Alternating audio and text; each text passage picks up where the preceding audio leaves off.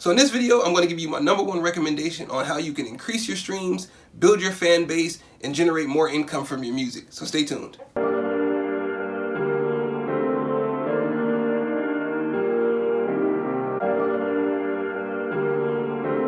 Beauty is irrelevant.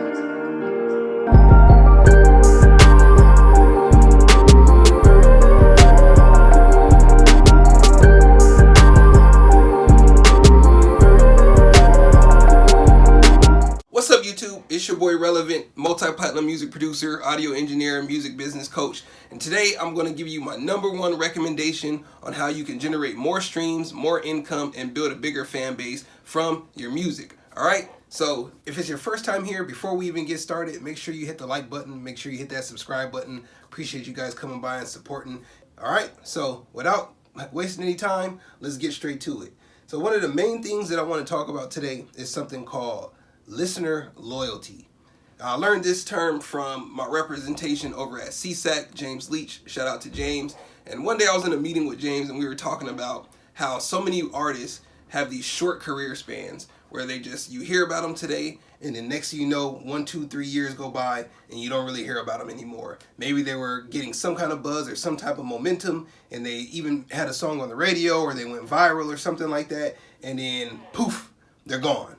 And that's not what I want to happen to you. And one of the reasons that happens is because of something called listener loyalty. And I'm going to break that down and what that means. So a lot of times what tends to happen with musicians is we're all making music for fun. Music makes us feel good. We want to have fun. We want to party. But a lot of times what a lot of people do is they imitate what's already working for other people. So they'll hear songs on the radio or they'll listen to certain streams or whatever it is, and they'll see everyone reacting and like loving that type of music. And they think to themselves, I can make that kind of music. I could do that too. So they'll start making music just like those type of artists. And they might, have their own sauce or their own type of approach to it or whatever to make it sound a little more unique or authentic to them. But at the same time, they're still following like that specific sound or genre of music. For example, trap music or like hyper pop, hyper trap. That will be like the #1 example, especially in the urban music. So, hip hop, urban, trap rock, pop trap, urban pop. A lot of those sounds, if you listen to the radio, if you listen to certain artists, music starts to sound the same. A lot of the beats sound the same. A lot of the melodies on the vocals sound the same. They use the same producers. They're using the same engineers. They're using the same mic. They're using the same everything. So they're basically just looking at what other people are doing, and then they're copying that sound and that style and those melodies and how they're making those songs, and then they're making their own version of those songs. So it's ultimately just a bunch of remixes of the same song. The content is the same, the lyrics are the same, everyone's talking about the same thing. It's either girls or doing drugs or freaking, being heartbroken or whatever it is. It's usually the same topic of conversation. It's usually the same concepts. It's usually the same vibes, same producers, same clothes, everything. So how are you supposed to stand out as a musician if you are literally sounding and looking like and talking about the same thing everyone else is doing?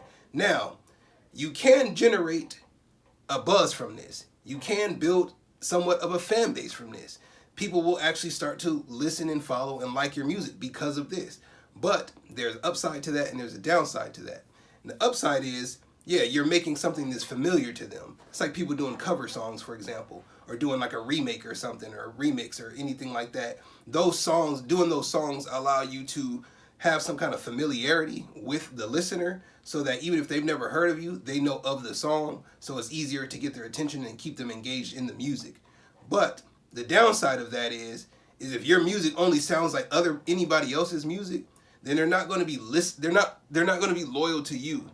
That's not listener loyalty. They're loyal to the sound.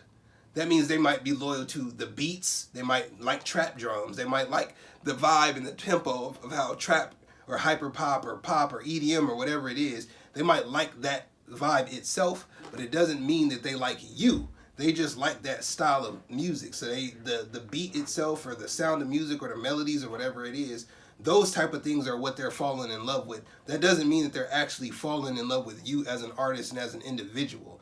And that is where the downside comes in, because as long as people keep making that type of music, your song is just one of many other songs that sound like this. So say your song was on like a playlist of that style of music, your song's not going to stand out. They're just going to let it play passively. It's not like they're going to be like, what is this? Like, it just fits in with everything else. They're not running to favorite it or put it on repeat or anything like that. They just like the vibe of the sound. And if you're not saying anything that they can relate to, that actually is telling their story, so that they feel like they have some kind of connection to you, or that you guys have a similar either lifestyle or come from a similar background, then eventually they're not going to stick around and keep listening to your music when you put new music out. Some will, but not all of them. And that's why I wanted to say one of the most important things that you can do is make music that is meaningful to people.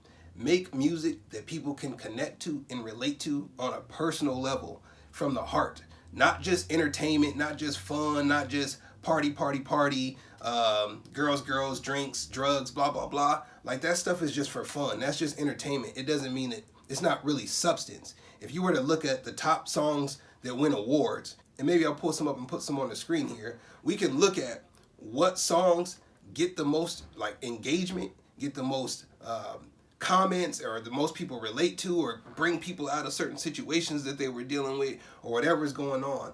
But you can't do that just making songs that aren't talking about anything, just rhyming, or just stuff that you're just freestyling off of the top of the head because it sounds cool or whatever like that. Like, you have to put some thought and some meaning into whatever it is that you're making without feeling pressure and without rushing it. Because a lot of times, artists that I've seen and work with, people are always just trying to crank out music. They're just trying to make as many songs as possible. They're just trying to, put out a song a week. They want to be like Russ. They want to drop a video every week. They want to do all of these different things, which is a good mindset when you're thinking about like an algorithm, YouTube videos, the Spotify algorithm, whatever, getting more engagement that way. But at the same time, quality over quantity, guys. Quality over quantity. I would rather you be making a song that takes you a month. It could take you a month to finish.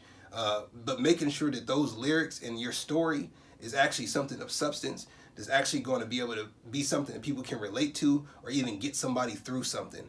Music is healing. It's a very healing thing. It's a very influential thing. And your fans are usually going to be people that have been through the same thing that you've been through, but they didn't have the voice to be able to talk about it, or they didn't have the musical outlet to be able to make a song out of it, or whatever it is. So they're relying on you to be that person, so that when they are going through these things, a heartbreak, or losing a job, or losing a family member or friend or something like that, or needing to be motivated or pumped up to go to the gym, or for an interview, or for whatever it is that they got going on, that's when they are going to listen to your song over any other song, and they're going to put it on repeat, and they're going to keep coming back to it anytime that they need to hear that reminder. It's almost like an affirmation. So you're making affirmations for your fans, or you're just telling their story. So you can't just be thinking, oh, I'm going to make songs about whatever I want to make songs about, and whoever likes it, likes it. No, man, the customer is always right. They say that in all areas of business. So if you want these people to support you, if you want them to buy your merch, come to your shows, stream your music, share it, engage with all your content, then you have to make sure that you're creating stuff that they like. And one of the best ways to do that is to get them to connect and to relate. So you're not necessarily, although you're telling your story, and when you're writing a song, you're telling their story too, but they don't have the voice. And that's where you come in as being, the person that influences them and leads them and allows them to realize that there's someone else out there like them dealing with what they're dealing with, and that will make them that much more of a diehard fan of yours, and they'll keep coming back and supporting. They're going to be a fan of you and your lifestyle over the music, and that's why it's important to not even just make everything about the music. Make sure that what you do as a person and how you carry yourself in your day-to-day life is congruent with, again, who you want your fans to be. Because typically, if you think about it, your biggest fans, they're going to want to be like you. If they want to be like you, chances are they probably make music, or they're going through a similar journey, or they like the way you dress, or they like the things that you're passionate about. It's never just about music. It's way bigger than just the music. It's really about your brand as an artist and as a business and as a creative. So that's why it's important to always be kind of thinking about your fan base, thinking about how you can connect with your audience, not just making it about the music, but making it about the lifestyle and making it about the mission that you're actually trying to achieve. And you're letting that mission be known in your music, in your actions, in what you do for your community. And those people will continue to support and encourage and be around that, because they see you leading by example, and they'll follow suit. right? Somebody's got to lead and somebody's got to follow. But you got to set the bar. And one of the best ways you can do that is standing out and not trying to be like everybody else. It's cool to have some songs that appeal to like the mass audience. That's your commercial record, your radio record. That's what singles are usually for. It's usually just to get people's attention, just to be a little more entertaining. But at the same time, don't sleep on those personal songs that allow you to be more vulnerable, to talk about what's going on in your personal life or in your love life or in your job life or whatever is going on, because so many people around the world are dealing with those same things. And to hear you going through them and to make songs about them, and not even just necessarily going through them, but like how you came out of them, or what those lessons taught you and how you grew from those situations. When you make music about those things, your audience is going to have such more of relatability. They'll be able to connect. They'll look at you way more as someone that's special to them over someone that they just like to turn on when they're trying to pregame or at a party and they just want to turn up, because they're not going to be listening to that stuff for the rest of their lives. They're going to, the personal stuff, the deep stuff is always going to hit the heart more, and it's always going to get them to be a little more passionate about you as an artist and be a diehard fan. So make sure that you're making music that connects. It's very important. Outside of that, keep making great music. If you found this video helpful, make sure you hit the like button. Make sure you hit the subscribe button if you've never subscribed before. I appreciate the support. We got more videos to come. If you have any questions or anything that you'd like me to cover, comment below. I'll be happy to help and answer whatever I can. Feel free to download my free beat pack below. Check out all the links below. We got merch coming soon. If you want to book a consultation call to figure out how I can help you in any areas that you're struggling in as an artist, feel free to book a call. And we got trainings coming. We got live coachings coming. We going live. We got a whole lot of stuff coming, so we just really getting started. So thank you guys for the support, and I'll be talking to you guys soon.